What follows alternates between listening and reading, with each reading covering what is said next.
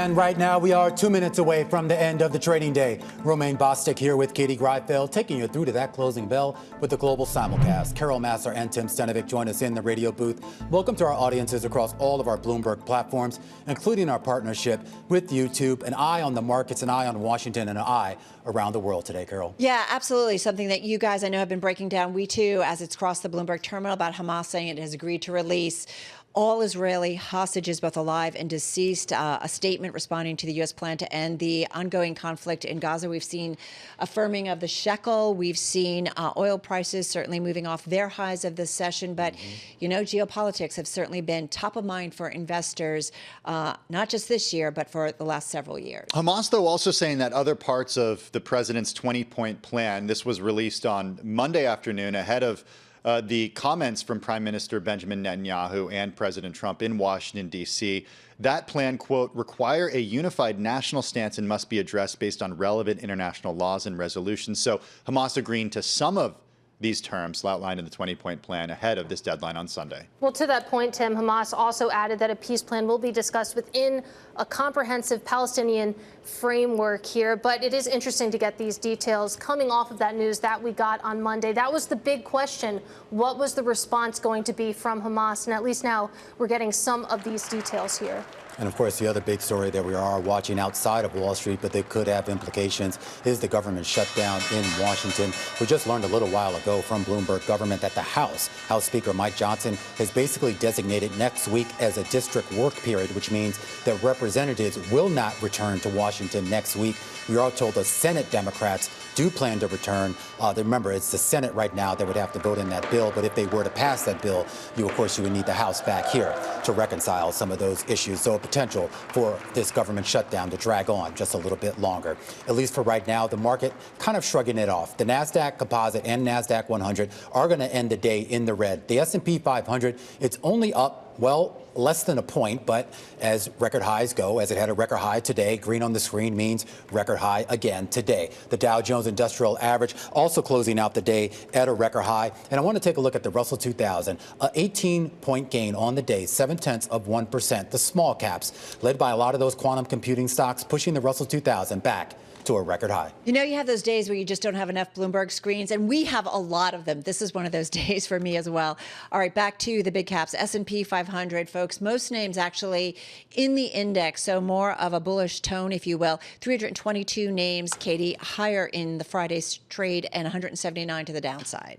Similar story if you take a look at the sectors here. What was your big winner on the day actually was healthcare. We know it's been a phenomenal week for that sector as a whole, continuing on this Friday. It's exciting to say that tech was actually down today. For the last several days, of course, on the right of your screen, information technology has been green. That hasn't been the case today, down about 0.3% as a sector. But even still, more winners than losers, and the S&P 500, Carol, just barely finishing in the green. All right, guys, let's go to some of the individual gainers. U.S. rare earth, ticker USAR, soaring, hit an all-time high in today's session, 24% higher at its best levels of the session, finishing the close with about a 14% gain. This coming after CNBC reported that the company is in close communications with the Trump administration. When asked whether the company would be open to a deal with the U.S. government, we know that the government here in the U.S. has taken stakes in rare earths company MP Materials and miner Lithium Americas. The U.S. Rare Earth CEO Barbara Humpton supporting these government stake deals, according to CNBC. That stock 130% higher here in 2025. About 11% of the float is short. We just spoke to Barbara Humpton. She was still at Siemens. This was just a little while ago, a week and a half ago. Yeah, she just started this week at the new company. Yeah, so interesting. We'll have to check in with her again. Reddit rallying at its best levels, up 6%, finishing with a gain of more than 3%. Analysts expressing confidence in the company's revenue. As of Thursday's close, though, the stock had shed about 26% since peaking in mid-September, including a tumble earlier this week due to concerns about a drop in OpenAI citations. Now, keep in mind the ALS community, a lot of them coming out. Oppenheimer has an outperform rating, and they say, we believe certain third-party data providers indicating reduced ChatGPT Gemini usage of Reddit data in September is a measurement issue and not reflective of actual user or LLM behavior. So that was Oppenheimer, but a lot of other analysts, similar messages. Rumble, thank you, Tim, for this one, up about 16% in today's session. The video platform and cloud services provider rallying after entering into a strategic partnership with Perplexity to develop a new subscription model, combining the pro features of each platform. I feel like I'm speaking a foreign language. Stock is down about 35% year to date. 20% of the float is short. Don't worry. It's a big TAM there. Yeah. The ARPU. The ARPU. There we go. I love some ARPU. Okay. All right. Let's get on over to some of the decliners today. I want to start with Palantir. This was the biggest decliner on a percentage basis in the S&P 500, down 7.5%. It actually fell about 8.7% earlier in the session. This following a Reuters report that its battlefield communication system was seriously flawed. Palantir and Anduril came out with a statement after that and said the issues in the report were out of date and inaccurate, and that the systems had already been addressed that didn't do much to change the direction of the trade today, at least when it came to Palantir shares. Reports down 7.5%. Ouch. Palantir stock down 7.5%. Also, Roblox shares down more than 8% today. Shares fell the most intraday since August, after an analyst at M Science came out and said that U.S. bookings growth has decelerated sharply from recent highs. That said, Corey Barrett expects bookings growth to remain, quote, at or near recent highs in non-core markets, ex-US and Western Europe. And finally, watching shares of casino companies, gaming companies that have a large presence in Macau.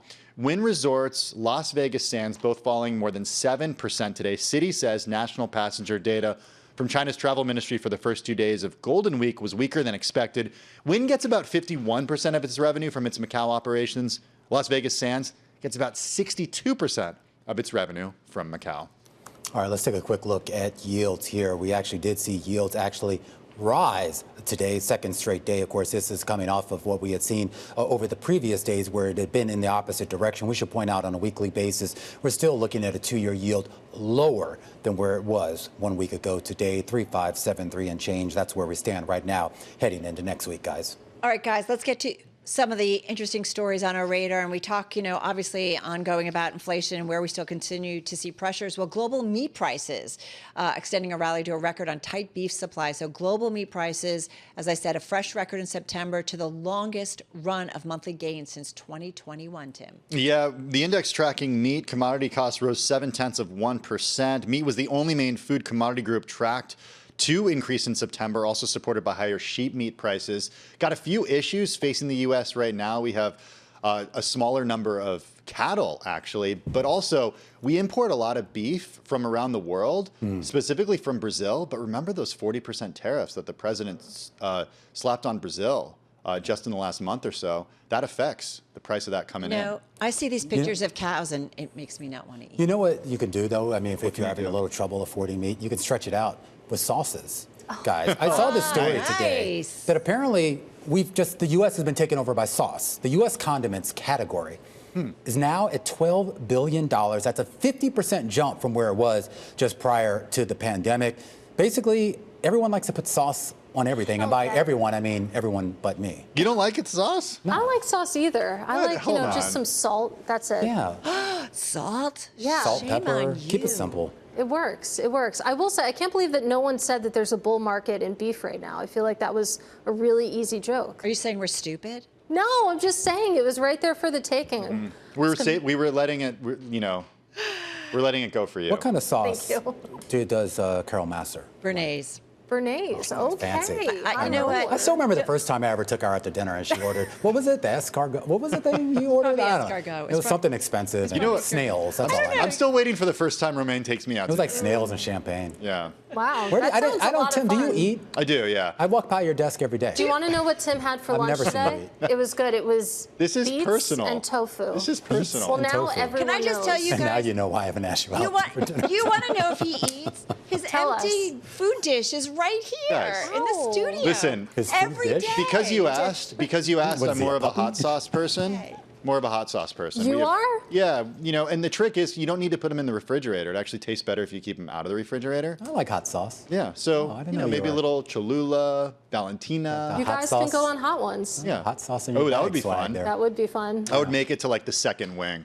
That's it. Crying from your Yeah, eyeballs. I absolutely would be sweating profusely. gravy. Yeah. Here's a pro tip. If you ever go to Southeast Asia and they ask you if you want it spicy, say no. Say no. You need to stop talking because I learned that the hard way. For not wrapping this. All right. I'm still waiting for Romaine to take me out to dinner. Don't hold your breath.